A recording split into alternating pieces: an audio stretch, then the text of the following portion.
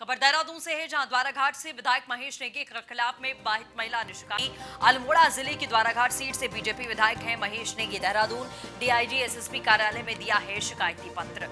विधायक महेश नेगी पर यौन शोषण, दुष्कर्म समेत लगाए गए कई गंभीर आरोप। युवती ने वर्ष 2016 से बिताए बीजेपी विधायक के साथ में अपने संबंध दिल्ली, हिमाचल, नैनीताल, मसूरी, देहरादून समेत कई जगह के होटल में दुष्कर्म का आरोप लगा। महिला अपने वीडियो में भी कह चुकी है कि विधायक का और उसकी बेटी का डीएनए जांच कराया जाए। इससे पहले विधायक की पत्नी ने इस महिला के खिलाफ में ब्लैकमेलिंग का मुकदमा भी दर्ज किया था। महिला की शिकायत के बाद विधायक महेश नेगी की मुश्किलें और बढ़ चुकी हैं।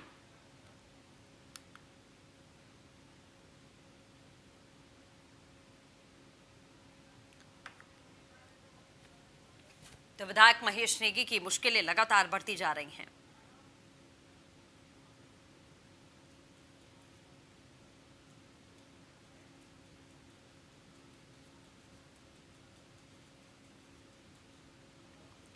द्वाराघाट से विधायक महेश नेगी की मुश्किलात और बढ़ चुके हैं। अल्मोड़ा जिले के द्वाराघाट सीट से बीजेपी विधायक हैं महेश नेगी। देहरादून डीआईजी एसएसपी कार्यालय में दिया गया है शिकायती पत्र। विधायक महेश नेगी पर यौन शोषण, दुष्कर्म समेत कई गंभीर आरोप लगाए हैं। युवती ने वर्ष 2016 से आरोप बताए हैं।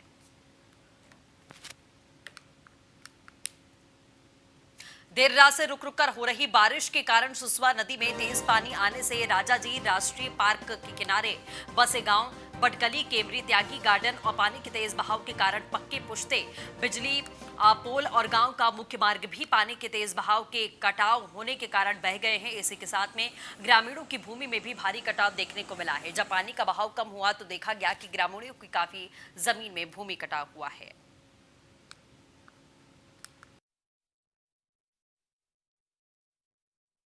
नुकसान क्षेत्र में हुआ है और उसी को देखते हुए हमने अधिकारी को दिशा निर्देश दिए थे कि आप तत्काल मौके पर पहुंचिए, और मैं स्वयं भी यहां पर पहुंचा हूं। और आपने देखा होगा कि एसडीएम और विभागों के अधिकारी यहां पर मौजूद हैं और हमने दिशा निर्देश दिए हैं कि जो भी नुकसान क्षेत्र में हुआ है उसका तत्काल आंगन बनाकर डीएम को भेजें। और हमने डीएम से भी वार्ता की है कि जो भी माननीय मुख्यमंत्री जी की विधानसभा में जितना भी नुकसान हुआ उसका आंगन आएगा, उसे तत्काल पास कराकर उसमें काम शुरू करवाया जाए।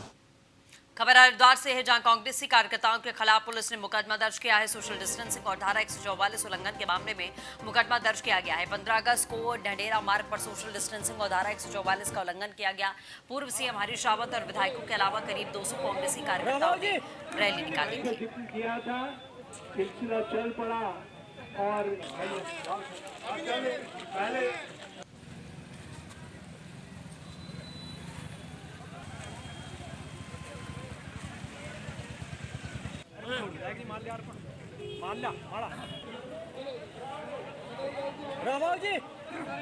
जिक्र किया था, सिलसिला चल पड़ा और पहले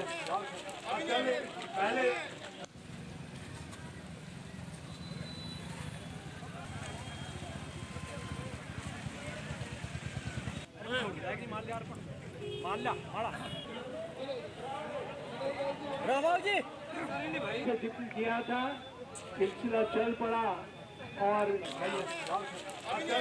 पहले जिलाधिकारी धीरज सिंह गर्ब्याल ने जिले के युवाओं के लिए जल क्रीड़ा में भविष्य संवारने और पर्यटकों को पहाड़ की ओर आकर्षित करने की कवायद तेज कर दी है। इसी के फलस्वरूप पौड़ी में न्यारी घाटी के एडवेंचर टूरिज्म को बढ़ावा देने के लिए 2 सप्ताह के भीतर दूसरी बार न्यार नदी में खैरा सैंड से बडखोलू, तकियाकिंग और कैनेइंग का परीक्षण किया गया है।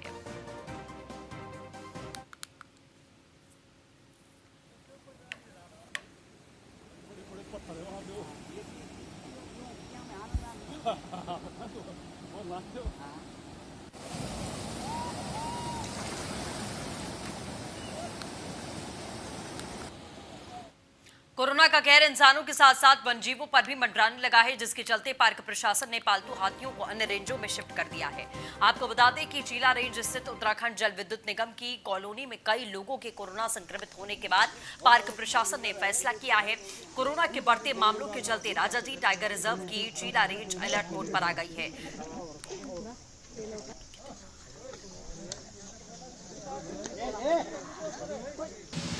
चीला रेंज स्थित चीला बैराज कॉलोनी में कोरोना के कई संभावित मरीज मिलने के बाद पार्क महकमे में यहां मौजूद अपने कई पालतू हाथियों को अन्य रेंजों में शिफ्ट किया गया।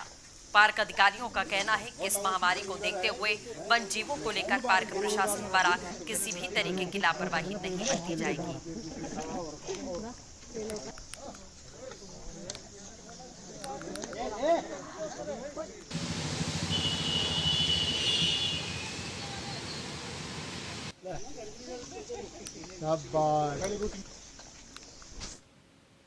दिनेशपुर से खबर है, जहां शिक्षा मंत्री अरविंद पांडे ने शक्ति केंद्र प्रभारियों की बैठक ली है। बीजेपी मंडल अध्यक्ष अनादि रंजन के निजी कार्यालय में बैठक हुई। सरकार की उपलब्धियों को जन जन तक पहुंचाने की अपील की है। दिनेशपुर मंडल में बनाए गए 16 शक्ति केंद्रों के 48 प्रभारी, सह प्रभारी और पालकों के साथ में वरिष्ठ पदाधिकारियों ने भाग लिया। वरिष्ठ कार्यकर्ताओं को सम्मान देने और संगठन की मजबूती को शक्ति केंद्रों का गठन किया गया है। मंडल अध्यक्ष अनादि रंजन मंडल ने सभी प्रभारियों को माला पहनाकर उनका स्वागत किया। जनता पार्टी के जो प्रमुख कार्यकर्ता हैं, शक्ति केंद्र के अध्यक्ष हैं, उपाध्यक्ष हैं, पालक हैं, दिनेशपुर मंडल की बैठक हुई और आज हमारे प्रधानमंत्री भारत रत्न अटल बिहारी वाजपेयी जी का पुण्यतिथि है, उनको याद करके आज प्रमुख कार्यकर्ता उनका भारतीय जनता पार्टी का निर्माण जिन मुद्दों को लेकर हुआ, उन समस्त मुद्दों को वर्तमान की सरकार, केंद्र की गवर्नमेंट, हमारे हिंदुस्तान के प्रधानमंत्री जी, उन सब मुद्दों का समाधान करते हुए उन्हें देने दी है। जम्मू कश्मीर से धारा 370 का समापन, 35 को हटाया गया, मुस्लिम महिलाओं को 3 तलाक से निजात दिलाई गई और चाइना जो अपने आप को विश्व का सुपर पावर समझता था, गलवान घाटी में महत्वपूर्ण जवाब देते हुए ये कहीं न कहीं हिंदुस्तान या नया हिंदुस्तान है। और जो अटल बिहारी वाजपेयी जी जो कल्पना करते थे, तो जिन नैतिक मूल्यों को लेकर इस पार्टी का निर्माण किया गया, उस समस्त नैतिक मूल्यों का समाधान करते हुए एक देश को नई दिशा देते हुए हिंदुस्तान विश्व की शक्तिमान सर्वशक्तिशाली देश बनने जा रहा है। ये सब समर्पित है और हमारी सरकार समर्पित किया। उत्तराखंड भाषा मंच ने देश की शिक्षा नीति में मातृभाषा को पाठ्यक्रम का हिस्सा बनाए जाने के लिए केंद्र शिक्षा मंत्री डॉक्टर रमेश पोखरियाल निशंक का धन्यवाद अर्पित किया है। आपको बता दें, इसके साथ ही मंच ने केंद्र सरकार के सम्मुख 8 सूत्री मांग रखी है। सोमवार को हरिद्वार रोड स्थित कार्यालय में प्रेस वार्ता के दौरान उत्तराखंड भाषा मंच के प्रदेश संयोजक राजीव थपलियाल ने बताया कि मंच मातृभाषा को पाठ्यक्रम से जोड़ने के लिए लंबे समय से प्रयासरत है। सबसे पहले जो अपने प्रधानमंत्री का आह्वान है देश को कि स्वावलंबन होना चाहिए, स्वावलंबी बनो, तो हर युवा को अपने आसपास देखना पड़ेगा कि हम कैसे स्वावलंबी बन सकते हैं। वो नेताओं की तरफ या सरकार की तरफ ना देख के अपने आसपास देखे कि क्या हो सकता है और फिर सरकार से बात करें, क्योंकि हमारी ही सरकार है, जो तुम सजेस्ट करोगे वो हो जाएगा।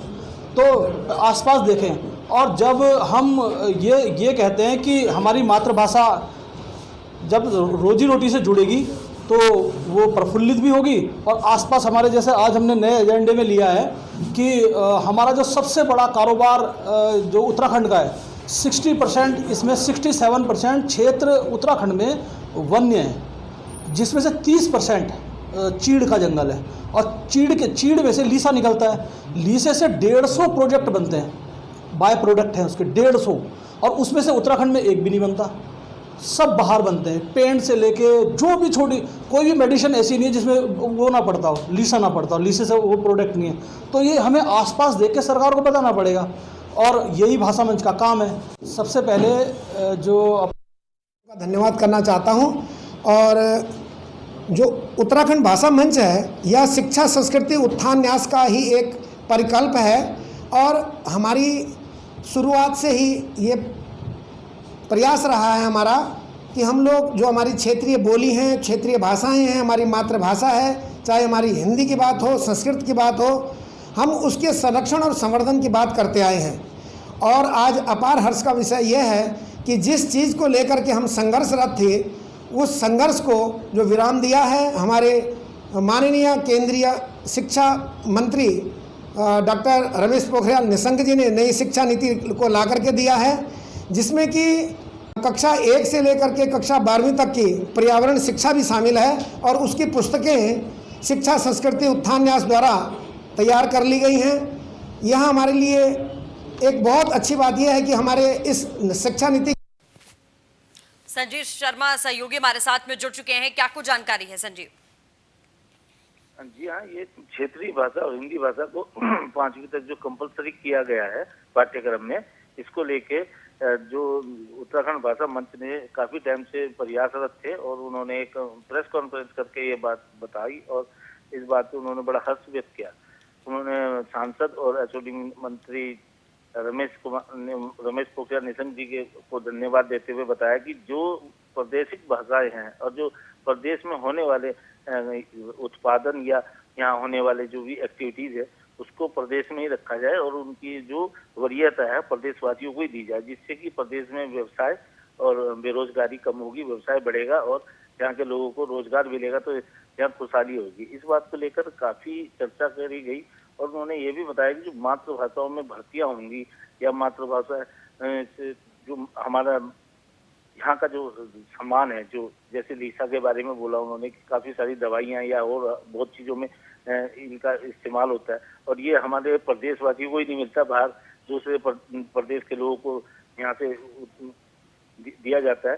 और इसी बात को लेकर उन्होंने कहा कि जो हमारे अनाज हैं या जो हमारी यहाँ की उत्पादन वाली चीजें खेती। चलिए, बिल्कुल अपडेट के लिए शुक्रिया संजय।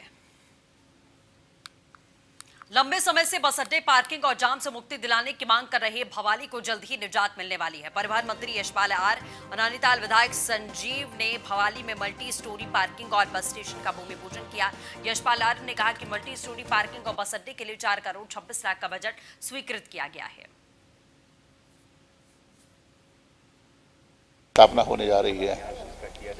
हमने 4 करोड़ 26 लाख का बजट स्वीकृत किया है, जिसके सापेक्ष हम 1.5 करोड़ रुपया अभी दे चुके हैं। जैसे ही इसकी यूटिलाइजेशन सर्टिफिकेट उपयोगिता प्रमाण पत्र संबंधित एजेंसी इसको भेजेगी तो इसमें धनराशि शेष धनराशि भी अवमुक्त कर दी जाएगी। बहुत बड़ी मांग थी यहाँ पर विगत वर्षों में, दशकों में, लेकिन बस इस पार्किंग स्थल का निर्माण नहीं हो पाया। यहाँ की महान जनता के मांग पर इसको हम मूर्त रूप देने जा रहे हैं और मुझे खुशी है कि यह क्षेत्र जो एक पर्यटक स्थल के रूप में भी अपनी पहचान बनाया हुए है भवाली। पार्किंग की बहुत ज़्यादा दिक्कतें थी, यहाँ पर कहीं और जगह ही नहीं थी जहाँ पर बसें गाड़ियाँ खड़ी कर।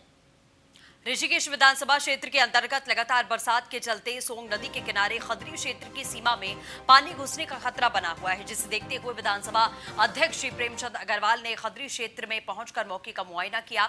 इस अवसर पर विधानसभा अध्यक्ष ने कहा कि शीघ्र ही लगभग 51 करोड़ रुपए की लागत की योजना के भारत सरकार से स्वीकृत होने पर बाढ़ प्रभावित इलाकों में बाढ़ सुरक्षा संबंधी निर्माण कार्य प्रारंभ हो जाएंगे।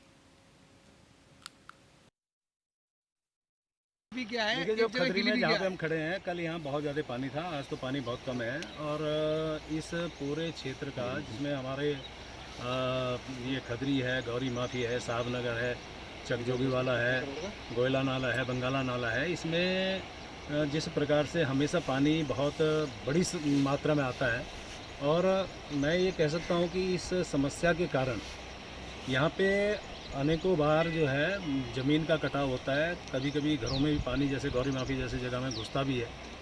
तो इसका पिछली बार जो है एस्टिमेट गया था लगभग 37 करोड़ का और उसके बाद रिवाइज एस्टिमेट अब लगभग 51 करोड़ की लगभग का है, जो अब पटना से स्वीकृत होके अब हमारे जो GSCC से पास हुआ है पटना से और CWC दिल्ली में ये आ गया है। मुझे लगता है बहुत जल्दी ये पास होगा और आने वाले टाइम पे ये यदि स्वीकृति होगी तो पूरा इलाका, मुझे जैसे मैंने पहले भी कहा था, बाढ़ की समस्या बहुत बड़ी है, उससे यहाँ पे निजात मिलेगी। और क्योंकि इस टाइम पानी का वर्षा काल भी है, लेकिन आने वाले टाइम पे इसमें हम कोशिश करेंगे, बहुत जल्दी इसमें काम शुरू होगा। पहाड़ों में हर वर्ष आफत बनकर आने वाली बरसात जहां गर्मी से तपती धरती को अपनी बौछारों से तृप्त करके उस पर रहने वाले अनगिनत प्राणियों की प्यास बुझा देती है, वहीं बदले में जख्म भी ऐसा दे डालती है जो वर्षों तक क्या पीढ़ियों तक नहीं भुलाता। ऐसा ही कुछ कर डाला है प्रकृति ने नरेंद्रनगर विधानसभा के गांव नीर में। आपको बता दें क्षेत्र में लगातार हो रही भारी बरसात के कारण ग्रामीण के काश्तकारों के खेत खलिहान मलबे की भेंट चढ़ गए हैं। आपको बता दें, नीर गांव के ऊपर से धारकोट नीर मोटर मार्ग का निर्माण कार्य इन दिनों गतिमान है। मलबा बह के आया जिसमें कि वो मेरा सारा नुकसान कर गया। खेती, मकान, पानी की टंकी, लकड़ी से जितना है सारा बस खत्म कर दिया, कुछ नहीं मेरे पास। रोड कटने के कारण से हमारा पूरा गांव लिया, पूरा खेत के नुकसान, सब कुछ नुकसान, घर बह रहे हैं या सब नीचे हम बह गए, सब पूरा घर तक भी हमारा पानी जा रहा है और हम पूरे परेशान हो गए। हमारे खेत सही करा दिए जाए, जैसे हमारे खेत है वैसे किए जाए और हमारे फसल के सब कुछ वो दिए जाए कि कितनी फसल हमारी बर्बाद हुई यहाँ पे सारा। मिट्टी इन्होंने जगह जगह मिट्टी गिराई है जो, तो हमारे जितनी भी बारिश हमेशा होती थी, लेकिन पीडब्ल्यूडी के कारण से जो है जो पूरे खेत जितने हैं लोगों के दाल वगैरह सब पूरे तहस नहस हो गए हैं, मक्की वगैरह सब तहस। ये अपना अदरक हो गया, ये मक्का हो गया, इसी से ही अपना पूरा घर परिवार चलाते हैं। आज इस ठेकेदार की वजह से और इस पीडब्ल्यूडी के डिपार्टमेंट के वजह से इन लोगों की पूरी नकदी फसल, पूरे साल भर की मेहनत जो है आज बर्बाद हो गई है। पहाड़ों में बरसात किस तरह से कहर बरपा रही है, इसका जीता जागता उदाहरण नीर गांव है। नीर गांव धारकोट मोटर मार्ग पर उसके ठीक नीचे स्थित है। हुआ ये कि पीडब्ल्यूडी ने मोटर मार्ग का निर्माण किया और मोटर मार्ग के निर्माण का सारा मलबा नीचे की तरफ फेंका और ये हुआ कि भारी बरसात में पूरा मलबा बह करके इस गधेरे से नीचे जाकर के लोगों के खेत खलिहान सब जो है तहस नहस करके चला गया। लोगों के मक्की और दाल की फसल बर्बाद हो गई, धान की फसल बर्बाद हो गई। लोगों की मांग है कि उनको धान की तमाम जो फसलें उनकी बर्बाद हुई है उसकी भरपाई दी जाए, उसका मुआवजा दिया जाए। ये अपना देहरादून से खबर है, जहां बीजेपी विधायक के परिवार से 5 करोड़ की मांग करने के मामले में पुलिस की जांच जारी है। विधायक पर यौन शोषण के आरोप के मामले में पुलिस जांच में जुटी है। पुलिस मामले में जांच में जो सच्चाई सामने आएगी उस पर कार्रवाई करेगी, बीजेपी अध्यक्ष की तरफ से कहा गया है। विपक्ष ने भी बीजेपी विधायक महेश नेगी से जुड़े इस मामले में कई सवाल खड़े किए। ये मामला एक गंभीर मामला है, इसकी निष्पक्ष जांच होनी चाहिए ताकि सच्चाई सामने आ सके, प्रीतम सिंह ने कहा।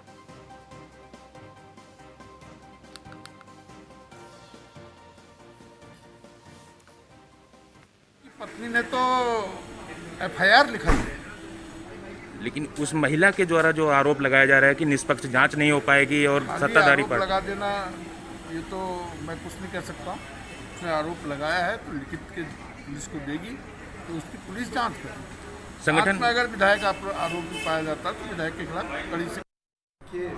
समाचार पत्रों से और आपके माध्यम से ये जानकारी प्राप्त हुई कि भारतीय जनता पार्टी के एक विधायक की पत्नी द्वारा एक महिला पर प्रथम सूचना रिपोर्ट दर्ज की गई कि उस महिला ने विधायक परिवार से 5 करोड़ की फिरौती मांगी।